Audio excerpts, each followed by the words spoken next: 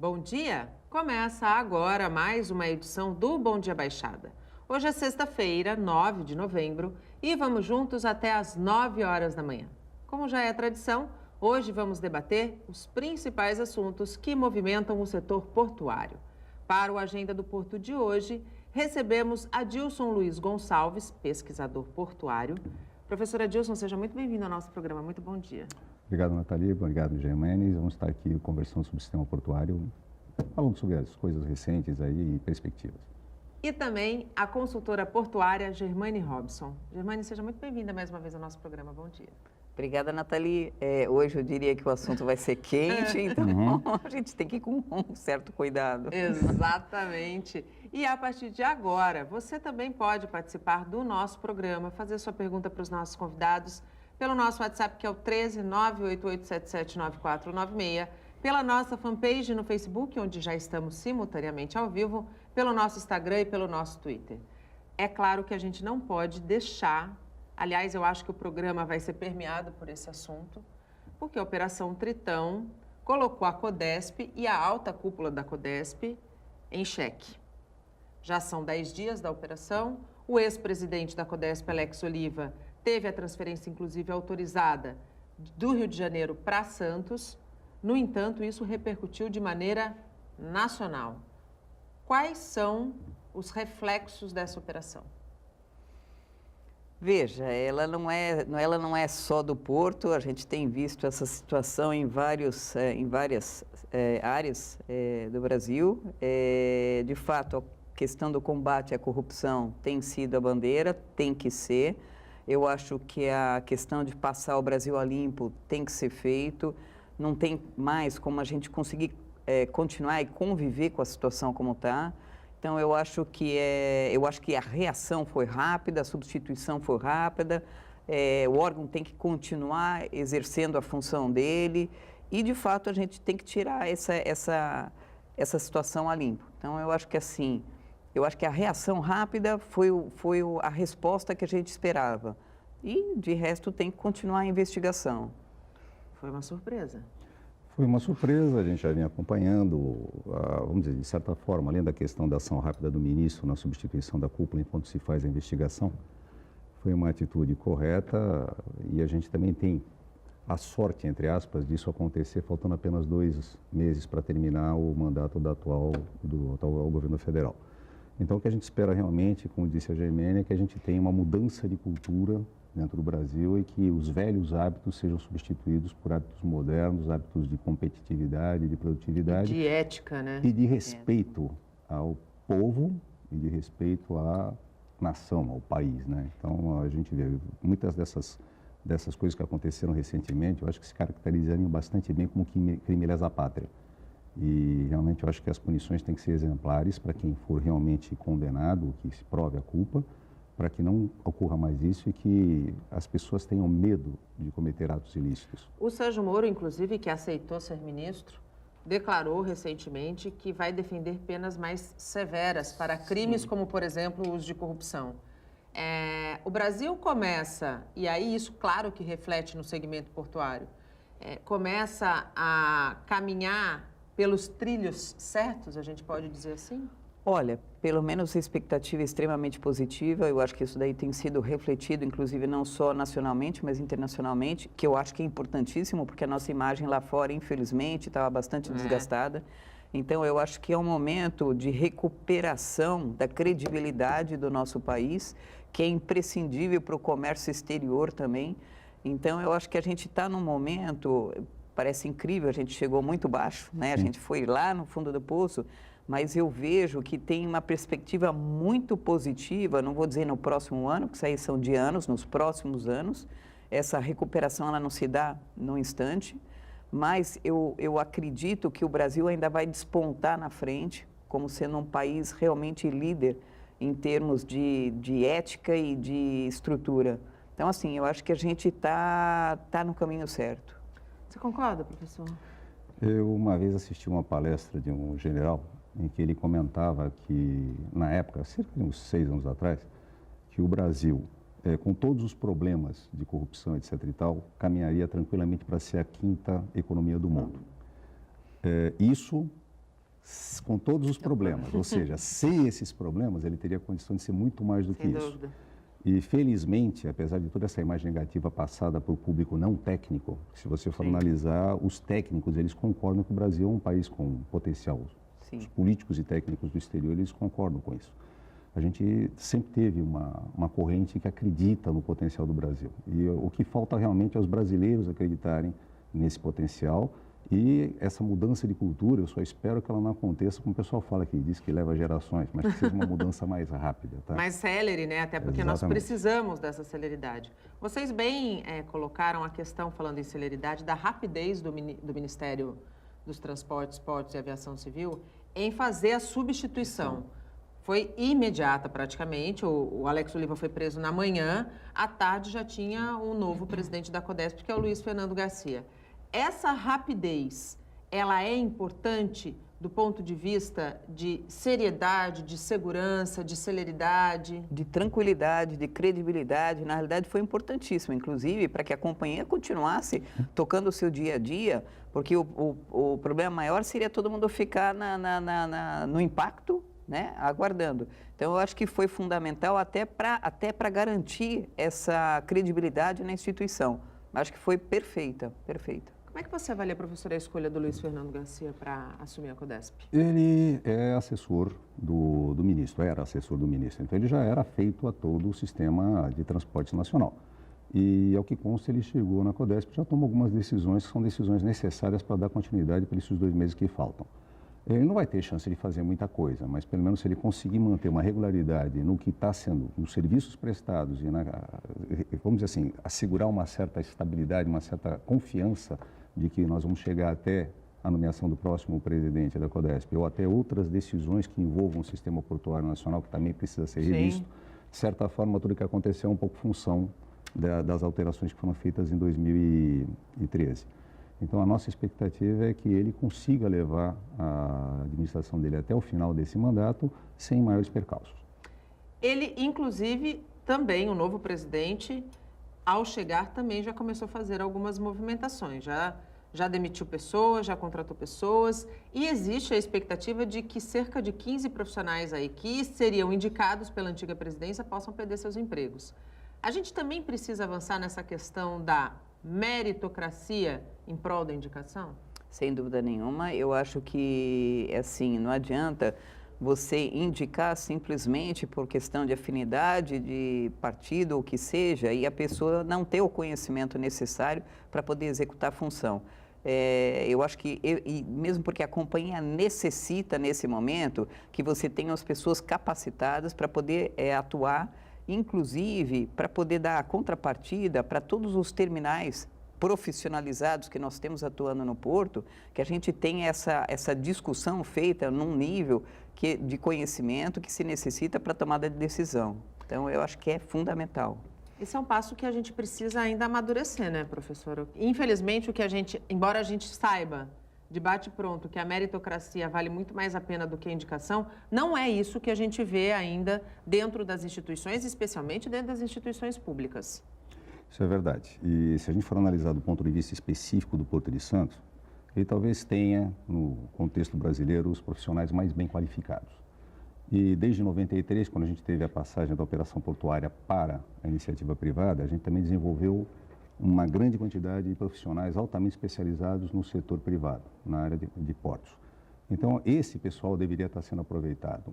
A função do governo é trabalhar como órgão regulador, Sim. como órgão fiscalizador, e não como o operador do sistema. Então, realmente, eu acho que nós precisamos ter um pouco mais de valorização dos técnicos especializados.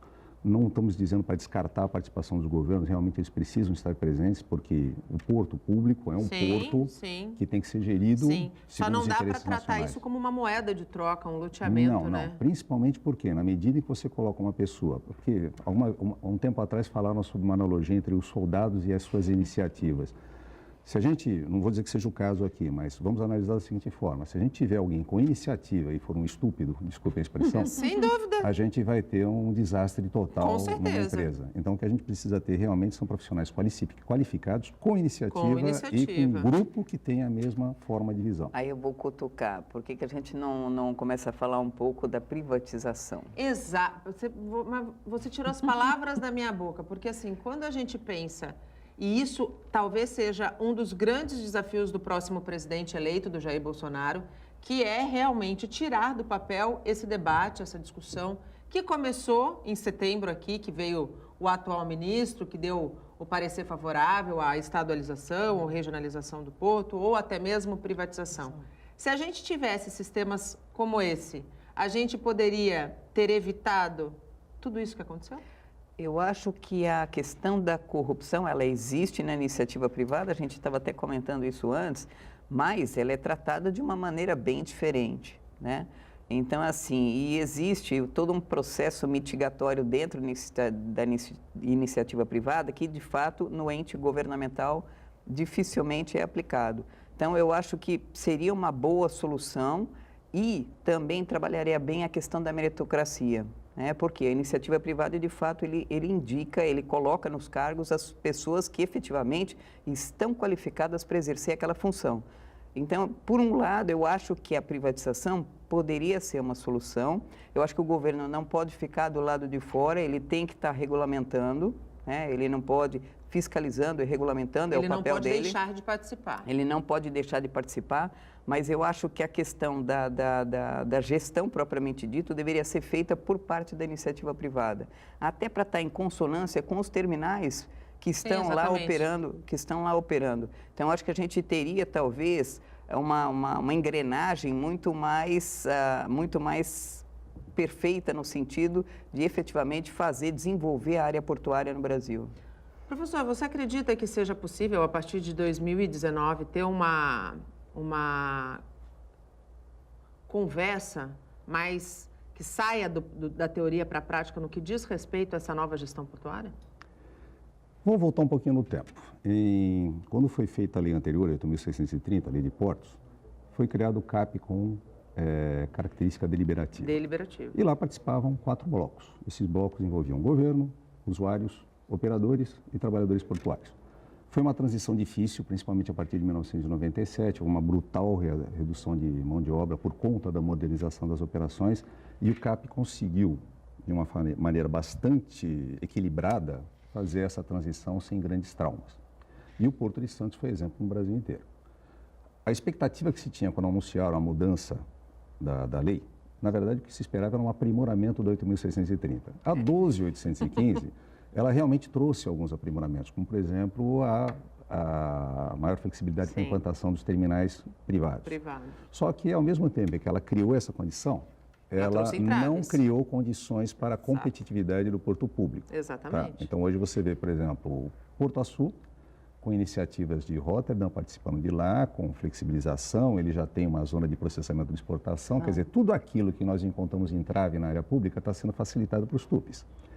E a gente esperava, pela legislação anterior, que a evolução fosse a regionalização, a descentralização, trazer para cá, para o local, que é o que acontece nos grandes portos do mundo. Exatamente. Tá? Se a gente for analisar a própria China, que é um país que não é capitalista, vamos dizer assim, mas adotou procedimentos capitalistas até para a sua sustentabilidade econômica. Para a sobrevivência, né? Exatamente.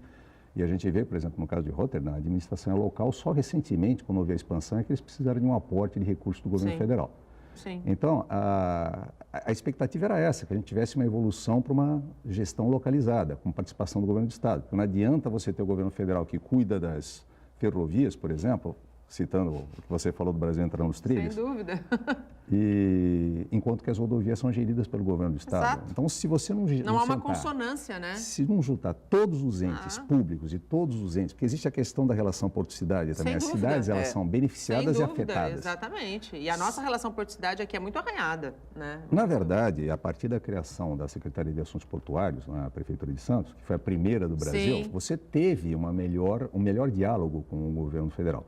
Ele vinha muito bem até a Lei 12.815. 12.815, tá. Exatamente. Então, o que a gente espera realmente é que haja esse processo, primeiro, de descentralização e que todos os entes envolvidos participem do processo, porque a gente precisa. E aí vamos falar também de outras coisas que existem vantagens em passar para algumas atividades para a iniciativa privada, que é a questão da Lei 8.666, que é uma lei que foi criada pensando em evitar a corrupção e a gente viu que ela não funcionou como se imaginava. Aliás, hoje ela é um grande entrave, né? Se você for ver, não é o único entrave. Se você for ver, nós temos toda a parte de legislação, nós temos a parte de licenciamento ambiental, que é de extrema complexidade, e também algumas ações que são posteriores que acabam impedindo até aquilo que já está licenciado de acontecer. Então, essa instabilidade regulatória, jurídica, política que a gente vem tendo no Brasil nos últimos anos tem prejudicado sobremaneira os investimentos em infraestrutura. E a gente precisa ter essa alteração de cultura e essa alteração de prática gerencial. E aí a gente só vai conseguir isso realmente dando condições para que os portos tenham autonomia. Para captar mercados e investimentos. Porque do jeito que está, a gente só capta o ônus e não pega o bônus, né? E exatamente como foi comentado, na realidade está todo mundo aguardando, porque a questão, primeiro, da gente não saber exatamente para onde o Brasil ia caminhar, a questão da insegurança jurídica, a questão da instabilidade. Hoje edita uma lei, amanhã aquela lei não vale mais, você já não sabe mais em que condições. Você efetivamente está estabelecendo o seu negócio, quer dizer, todo mundo parou e todo mundo segurou por diversos motivos, pela crise financeira, por tudo. Então, hoje infelizmente, a gente está bastante estagnado, a gente não evoluiu, eu acho que foram 1 a 2 anos perdidos, que a gente poderia ter evoluído muito. Limbo, esse último ano foi um ano parado.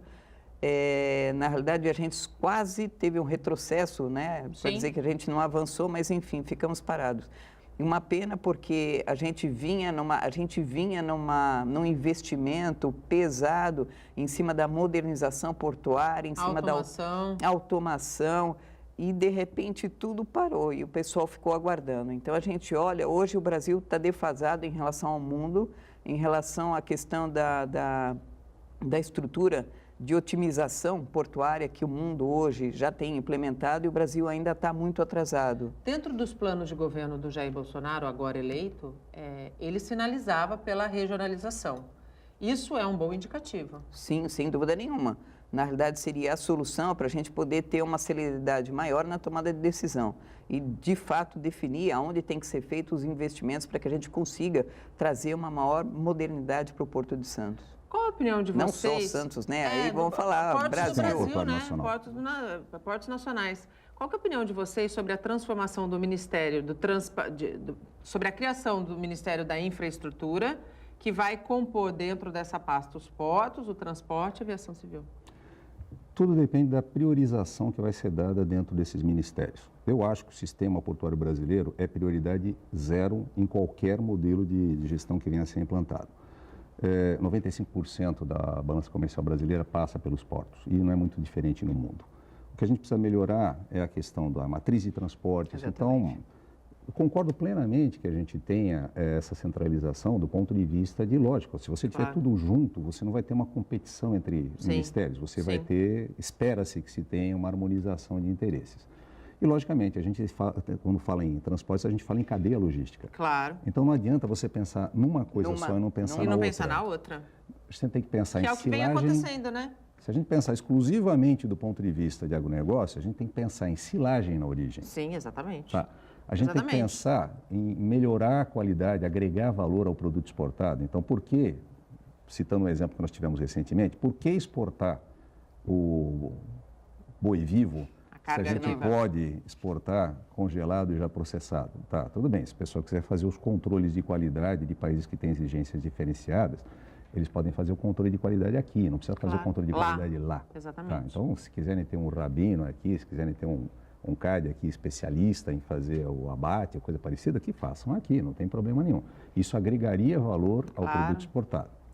E também tem uma questão que é importante, que é a questão da industrialização. Por exemplo, o Brasil ele hoje é o grande celeiro do mundo em termos de exportação. Então, a gente exporta trigo, exporta soja.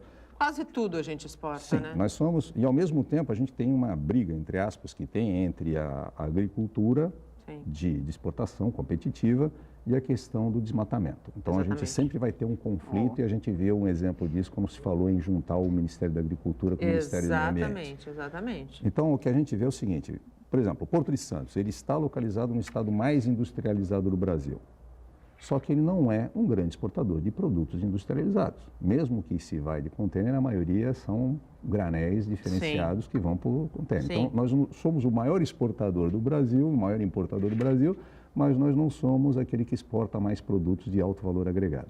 Por que essa indústria, em vez de estar instalada lá no interior, com a desculpa de que lá o terreno é mais barato, que os incentivos fiscais são bons, e depois o empresário fica amaldiçoando o porto porque não consegue trazer a carga para cá por um preço competitivo. Exatamente. No mundo, as indústrias estão próximas do porto. Antuérpia é assim, Rotterdam é assim, na China é assim. Por que Não que tem a gente não tem segredo, isso? né, gente?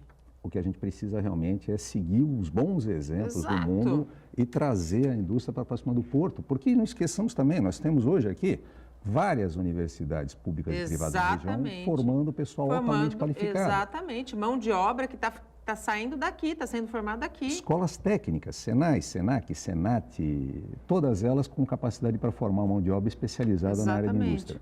Então, o que a gente precisa também ter, e aí é importante a participação do Estado nesse processo, e a regionalização ela é um componente importante, é a gente ter sistemas de incentivo para que as indústrias se aproximem do porto. Sejam elas nacionais e internacionais. Aí a pergunta, áreas, temos áreas para isso? Vejam, a gente perdeu, entre aspas, uma oportunidade de trazer uma empresa de pás eólicas para a região. Tá. No interior, ela produzia as pás com 64 metros de comprimento, porque era a condição de se trazer pelo sistema de rodovias para a Baixada. Então, eles tinham uma limitação em função do frete, da condição de transporte. Se eles estivessem aqui, eles estariam produzindo pás muito maiores. Só que, como não houve a condição de se instalarem aqui, eles foram para o Nordeste. Pois é, e aí tem que vir de lá para cá, né? Aí eu pergunto, por que não química fina? Por que não equipamentos, por exemplo? Se a gente for analisar aqui, muitas cidades brasileiras estão se voltando para a questão das cidades inteligentes, digitais, cidades humanas, essa coisa toda. Existe uma série de equipamentos, sensores e sistemas. O Brasil ele é top em termos de software internacionalmente, é mesmo? tá? Por que a gente não pode trazer a produção desse sistema e, de repente, o Brasil se transformar num distribuidor desse tipo de sistema pela América Latina, América Central? Né? Exatamente. Então, possibilidades existem. Mesmo na indústria automobilística, por que a gente não pode fazer a customização de veículos próximo ao porto? Em vez de você trazer os caminhões por meia rodoviária, traz CKD, que é as peças soltas, por vagão, tá? E monta aqui. E monta aqui, customiza. Antuérpia faz isso. Então, a gente tem uma série de potenciais e, na verdade, aí entra também um papel muito importante a própria Fiesp. Ela tem que definir dentro do seu corpo de associados o que é interessante trazer para cá. Claro. E a gente tem instrumentos, tanto instrumentos legais, como a zona de processamento de exportação, quanto a formação, como seria uma coisa mais rápida, de condomínios logísticos industriais, que poderiam criar essas condições para a produção local. Na verdade, é organizar, né? Eu acho que precisa organizar todo esse entorno. Um plano diretor. Exatamente. Na verdade, precisa ter um plano de metas, um plano diretor, onde você estabeleça e dê incentivos, óbvio. Você tem que trabalhar isso, as prefeituras têm que estar envolvidas nesse processo também, porque tem que haver condições para que haja essa instalação dessa industrialização no entorno do porto. Você concorda com a criação do Ministério da Infraestrutura? Concordo. Eu acho que ele é essencial. Eu acho que, de fato, falta, como ele falou, a gente não pode discutir isoladamente os modais. A gente tem que discutir no conjunto logístico, porque justamente a questão do escoamento se faz utilizando vários modais. E eu tenho que ter todos eles atualizados para que, efetivamente, eles tenham a funcionalidade necessária, né? Então, essa é uma questão. A questão de tecnologia também envolvendo esse processo como um todo é fundamental, porque não adianta só eu ter a infra e não ter os controles adequados. Então, acho que é o conjunto, e aí é um projeto maior, um planejamento maior. Que está faltando. O Bom Dia Baixada vai para um rápido intervalo, não saia daí, até já. O Bom Dia Baixada está de volta e vamos para as notícias da região. No Guarujá, uma ativista ambiental denuncia sacrifício de animais saudáveis no canil municipal. O caso foi denunciado à Promotoria de Justiça do Meio Ambiente.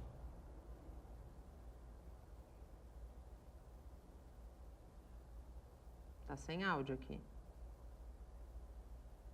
Esta ativista ambiental garante que todos foram sacrificados no canil municipal, que fica em Conceiçãozinha, a exemplo de outros animais. Há fotos dos animais um dia antes vivos e há fotos um dia após isso, eles numa mesa eutanasiados. Então, assim, não resta a menor dúvida. Maria do Rosário denunciou o caso ao GAEMA, Grupo de Atuação Especial de Defesa do Meio Ambiente, do Ministério Público em Santos. O GAEMA acatou essa denúncia e mandou para a Promotoria Ambiental do Guarujá. A expectativa é que isso vire um processo e os responsáveis por isso, que são o coordenador, né, e vereador Vargas, bem como o prefeito, também sejam legalmente, judicialmente punidos, exemplarmente punidos. Neste vídeo publicado em uma rede social, o diretor de Proteção e Bem-Estar Animal de Guarujá, Carlos Eduardo Vargas, justifica a medida. No canil municipal, são inúmeros animais que entram diariamente e fora os que estão abrigados. Um certo dia, uma das veterinárias que lá estavam viu a necessidade de realizar alguns procedimentos em animais que estavam completamente doentes, com sinomose, animais que, da mesma ninhada, que já haviam sido doados e retornaram totalmente doentes e com exames feitos em laboratórios de sinomose positivo. Ela realizou todo o exame clínico e testes de sinomose, onde deu positivo. Então, ela me passou a necessidade de realizar o procedimento de forma a eliminar o vírus do ambiente, para que não gerasse uma contaminação generalizada de todos os animais que lá estão abrigados, mais de 100 animais que encontram-se abrigados lá. Segundo o protocolo que se tem veterinário, da medicina veterinária, a parte de sinomose tem tratamento. Vários animais já foram curados da sinomose.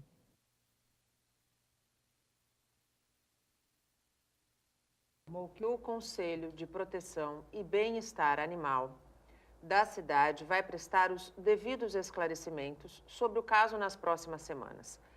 A denunciante ativista animal, ela tem razão quando ela diz que animais são curados da sinomose. Mas é preciso também levar em consideração que a sinomose, principalmente em filhotes, eu não sou veterinária, mas sou dona de 3 cachorros, ela é altamente agressiva e letal.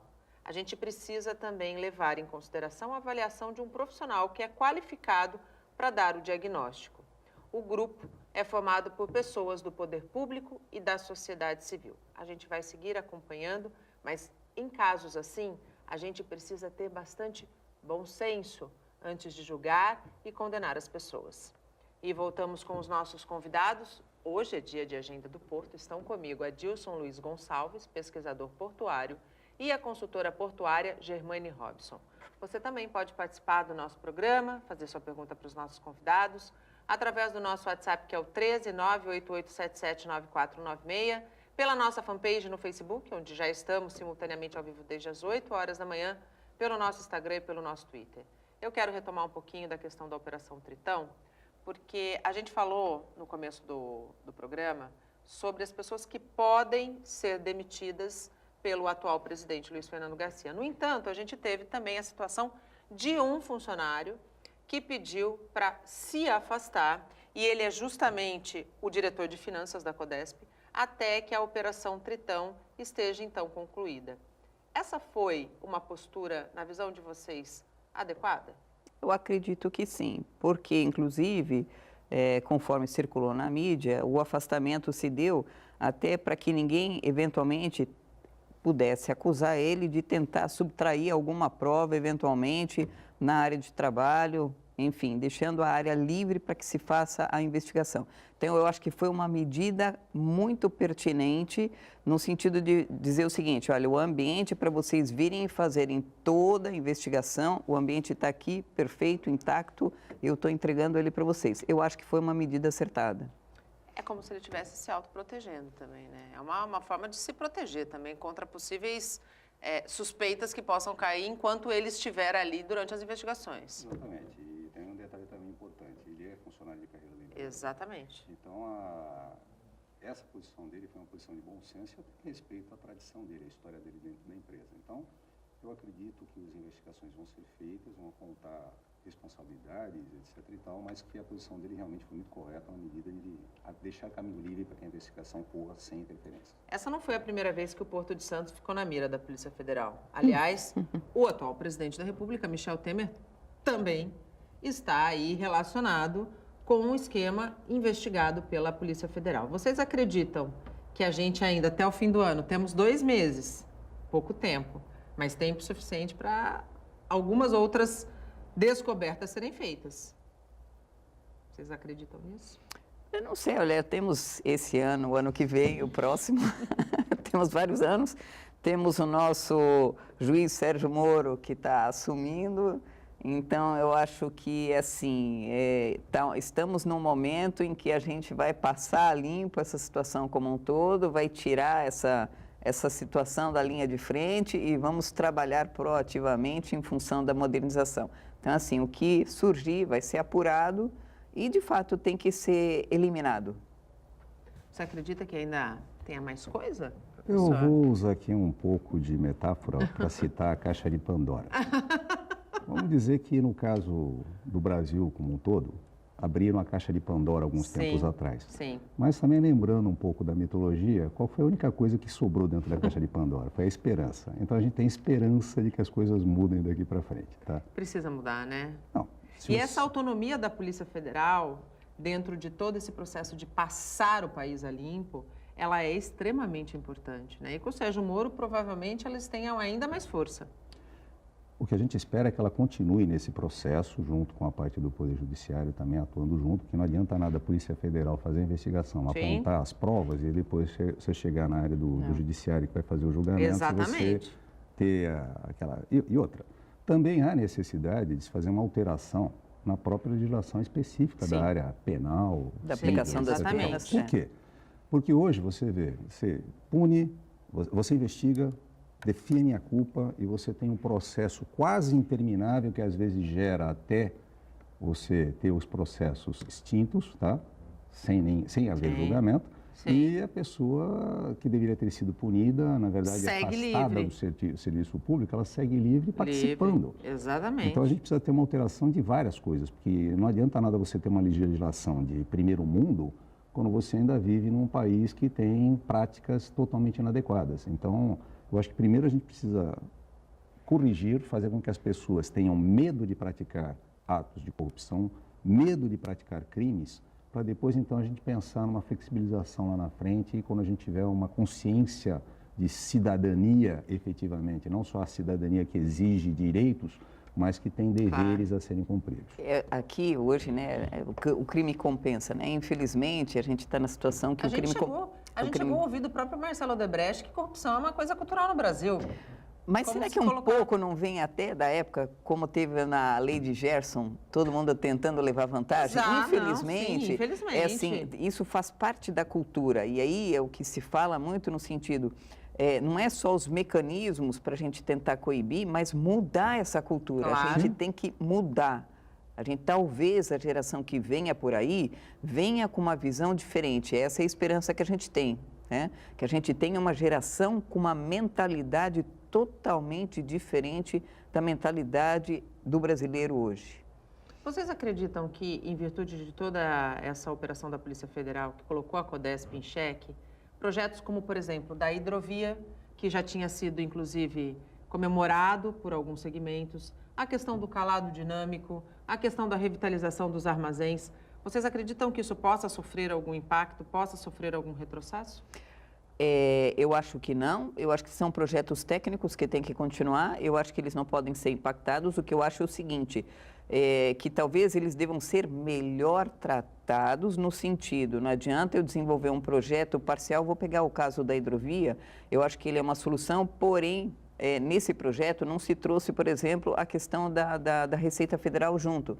Então, existe já estabelecida a hidrovia, mas eu não consigo operacionalizar porque ela não está regulamentada. Sim. Então, assim, não adianta eu ter parcial. Eu acho que os projetos são projetos ótimos, são projetos bons que têm que continuar, só que, na realidade, têm que ser tratados, talvez, de uma maneira menos política, mais técnica e, de fato, com o viés de implementação. Sim. Porque não adianta eu ter um bonito documento que, na realidade, você não consegue operacionalizar porque estão faltando elementos Ele aí não é no meio. factível. Ele não é factível. Então, eu acho que, assim, são projetos bons que têm que ser dado continuidade. Você, professor, acredita que possa ter algum impacto?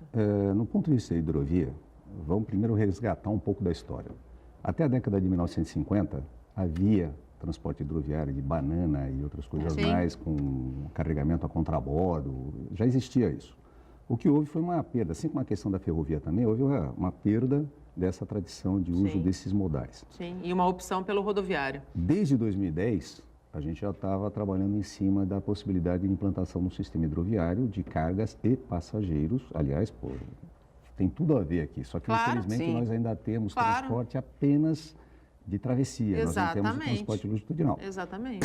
E considerando o aumento da frota de veículos em Santos, Ilha, por exemplo, eu pego, por exemplo, um ônibus da ponta da praia para ir até o centro, eu levo 45 minutos em hora de pico, às vezes mais. Às vezes Se eu mais. pegasse uma barca que Muito mais rápido. saísse a 20 nós da ponta da praia, com velocidade média de 15 nós, 10 eu minutos. chegaria em 20 minutos no 10, centro da 15 cidade. minutos. Tá? Exatamente, exatamente. Então, esses estudos foram feitos pela Codesp para cargas já em 2010, já teve um primeiro estudo. A FDTE, para o Ministério, para a Secretaria de Portos da Presidência da República, fez um estudo de plataformas logísticas associadas ao transporte hidroviário.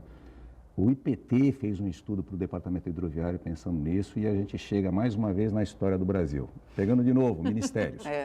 Plano de logística de transportes, plano de logística portuária, plano de logística integrada. Planeja-se muito E não pouco. se executa nada. Tá? Então, vamos dizer, esse projeto de hidrovia da Codesp foi a primeira solução, a primeira proposta efetiva de implantação de transporte hidroviário. Portanto, ele teve esse mérito de ser o primeiro dentro de um processo que demorou mais de 10 anos. Sim. Tá? Agora, ele precisa realmente, como falou a Gemene, ter toda a questão regulatória definida de quem vai... O próprio governo do Estado já falou, no caso de transporte de passageiros. Quem vai ser o gestor? É a MTU? É a UDH? Quem vai ser o gestor? Quer dizer, ainda há necessidade de definir quem vai ser o gestor do sistema. Porque você tem custos de implantação, Exatamente. custos de operação, licenciamentos ambientais que têm que ser promovidos, tem uma série de fatores. Vamos pegar só o exemplo da Unipar. Ela está há mais de 13 anos tentando implantar transporte hidroviário de sal no Porto de Santos para a unidade de Cubatão. E não consegue. E ainda não implantou. Então, a gente precisa realmente ter um pouco mais de visão. Sustentabilidade no ponto de vista lato, Sim, tá? Ou seja, sim. congregando ambiente com Sociedade. social e com econômico, para que a gente tenha essa visão mais ampla e aí você possa implantar efetivamente projetos, bons projetos e projetos duradouros. Necessários e duradouros. Sem dúvida nenhuma. O Bom Dia Baixada vai para mais um rápido intervalo. A gente volta em menos de 3 minutos. Não saia daí. Até já. E estamos de volta e chegamos ao último bloco do nosso programa. Participam do Agenda do Porto Adilson Luiz Gonçalves, pesquisador portuário, e também a consultora portuária Germane Robson. Você pode participar do nosso programa, ainda dá tempo de fazer sua pergunta para os nossos convidados, pelo nosso WhatsApp, que é o 13988779496, pela nossa fanpage no Facebook, onde estamos simultaneamente ao vivo desde as 8 horas da manhã, pelo nosso Instagram e pelo nosso Twitter. A gente tem pouco mais de 8 minutos e eu estou aqui, a gente fica trabalhando o tempo todo, conversando, e entrei aqui no meu LinkedIn, na página do André Ursini, que já esteve aqui conosco também na bancada da Agenda do Porto, e ele compartilhou uma notícia que eu quero repercutir com vocês. Foram lançadas na quarta-feira em Brasília as Comissões Locais de Facilitação de Comércio, as COFAC, que vão trabalhar pela facilitação e desburocratização do comércio exterior brasileiro nas 15 principais unidades alfandegárias do país, dando cumprimento às disposições do Acordo de Facilitação de Comércio da Organização Mundial do Comércio. As COFACs foram criadas com o objetivo de resolver localmente situações e problemas que afetam procedimentos relativos à exportação, à importação, ao trânsito de mercadorias e à facilitação do comércio em portos, aeroportos ou pontos de fronteira terrestre. Muito boa esta notícia, quando a gente fala da questão até dos desentraves em processos, né, Germane? É fundamental, porque na realidade, assim, o Brasil existe uma responsabilidade do Brasil perante a Organização Mundial do Comércio no sentido de implementar medidas que visem a facilitação do comércio exterior. O Brasil vem fazendo essas implementações, recentemente com a DUI, com a DUIMP, que estão a DUIMP em processo final de implantação, onde se pretende simplificar todo o procedimento de inspeção sobre as mercadorias de comércio exterior. Então, assim, essa questão da CONFAC, ela vai ter papel fundamental porque vai reunir os diversos órgãos, não só os diversos órgãos anuentes, mas também os participantes, os operadores participantes do processo de comércio exterior, no sentido de discutir onde são os entraves e efetivamente estabelecer um processo de simplificação, o que é fundamental, porque a gente está aqui discutindo infraestrutura, a gente está aqui discutindo processo regulatório e a gente tem que discutir também o processo em si, o processo do comércio, que tem que ser facilitado. Que é muito burocrático, né, professor? A gente tem que, aí, no caso, ressaltar a importante participação da iniciativa privada. Exatamente. A Arbitra, ela teve um papel fundamental nesse processo, tá? E ela irradiou de Santos para o Brasil, aliás, por ser, inclusive, uma associação brasileira, essa experiência, esse anseio e essa proatividade durante o processo. Bom, a gente precisa realmente resolver isso. Nós temos vários órgãos que participam do processo de liberação de cargas, tanto de importação e de exportação. O que nós precisamos também, depois da gente se adequar ao comércio exterior, é se adequar também do ponto de vista de competitividade e produtividade. Exatamente. Então, tudo faz parte de um grande conjunto de fatores que fazem com que os grandes portos do mundo sejam competitivos. E Santos precisa agora fazer essa adaptação, o Sistema Portuário Nacional precisa fazer essa adaptação, e aí a gente precisa também ter a liberdade para que cada porto busque os seus mercados, busque novas mercadorias, para aproveitar de toda essa questão de redução de burocracia que vai facilitar o comércio internacional. Essas 15 unidades são 15 unidades afetadas, né? Que são as principais. Sim, sem dúvida nenhuma, é por onde flui a maior percentual aí de mercadorias. E, na realidade, na medida, até para o telespectador entender, na medida em que a gente simplifica, exemplo, hoje cargas que param para serem inspecionadas, na medida em que a gente tem simplificado esse processo e tem talvez esses controles antecipados, a carga ela passe a passar diretamente. Ela já não para. Então, assim, a gente tem é mais ágil, a gente tem uma fluidez, a gente tem uma maior certeza do momento de chegada, do momento de embarque, da logística. Redução de custo. E a gente consegue trabalhar melhor com a infraestrutura que é carente, a gente carece de infraestrutura. Então, na medida em que a gente melhora e dá maior fluidez ao processo, a gente melhor utiliza essa infraestrutura e a gente consegue adequar esse crescimento do comércio exterior à estrutura que nós temos, porque a gente não consegue, o comércio exterior ele cresce exponencialmente e a gente não consegue acompanhar. Depois as criações das COFACs, elas são um ponto e um passo bastante importante. Eu tenho 3 minutos, mas eu acho que a gente pode terminar o programa deixando um gostinho de quero mais, porque eu acho que um outro grande desafio do Porto de Santos está relacionado à automação. Sim, a automação ela é um processo que já existe no mundo. Se a gente for analisar, existe só um terminal que é totalmente automatizado, que é o Euromax em Rotterdam. E isso gerou uma grande expectativa, uma grande preocupação do ponto de vista de redução. Nós já tivemos uma redução acentuada de mão de obra em 1997, por conta da implantação, da modernização dos terminais privados, e a gente sabe que em algum momento a gente vai ter que entrar nesse processo se a gente continuar querendo ser competitivo. Por isso que eu citei essa questão da aproximação da indústria da área portuária, porque em todos os portos onde esse processo acontece, deve haver uma preocupação que deve ser de governo, da iniciativa privada e da sociedade, em permitir que eventuais reduções de postos de trabalho por conta da automação sejam compensados pela criação de novas atividades, inclusive melhor qualificadas. Exatamente. Tá? E aí você tem que ter toda uma estrutura que já existe em Santos, por exemplo, através do Senep, através de empresas privadas, através do Senat, através do Senai, do Senac, uma estrutura que prepare essa mão de obra que eventualmente venha a migrar, ter que sair de um processo a remodelação da forma de trabalho, né? Para essas atividades novas. Então, a gente precisa aprender que o dinamismo ele tem que acontecer em qualquer área de atividade. Então, é um processo, tudo bem, se a gente for analisar desde o início da Revolução Industrial, a gente veio passando por uma série de processos de produção diferentes. E sempre houve uma adaptação. E a população aumentou e essa adaptação se adequou ao aumento da população. Apesar da automação implicar uma redução, você pode trazer outras atividades para a região Sim. que vão compensar isso. Então, o que a gente precisa trabalhar realmente é uma preocupação e uma ação da área pública, da área privada, e um entendimento da sociedade para que essa transição seja feita da maneira menos traumática e vantajosa para quem migrar de um trabalho para outro trabalho. Porque esse vai ser o caminho, não tem como fugir. Não tem. Infelizmente como ou fugir. felizmente, não tem como fugir Não tem disso, como se nós fugir. quisermos ser competitivos no mercado internacional. Infelizmente, nosso tempo acabou. Eu adorei esse programa, aprendi demais. Foi um programa que eu sempre gosto do Agenda do Porto, porque eu aprendo sempre um pouquinho.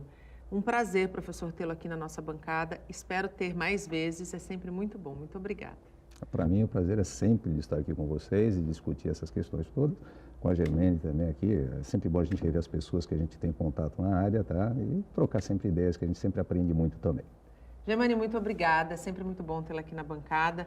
Te confesso que ter uma mulher tão competente me dá uma segurança maior de discutir o Porto, porque eu penso assim, se eu falar alguma bobagem, tem alguém ali que me corrige e que representa muito bem a nossa classe. Muito obrigada. Obrigada, é um imenso prazer estar aqui e, na realidade, é um imenso prazer poder estar debatendo assuntos importantes com pessoas inteligentes. Então, assim, para mim, foi um enorme prazer também. O Bom Dia Baixada fica por aqui. Nós voltamos na segunda-feira com informação de qualidade, sempre de um jeito único. Durante todo o dia você pode ficar bem informado sobre tudo o que acontece na região e no mundo acessando o Santa Portal. Bom fim de semana. Tchau.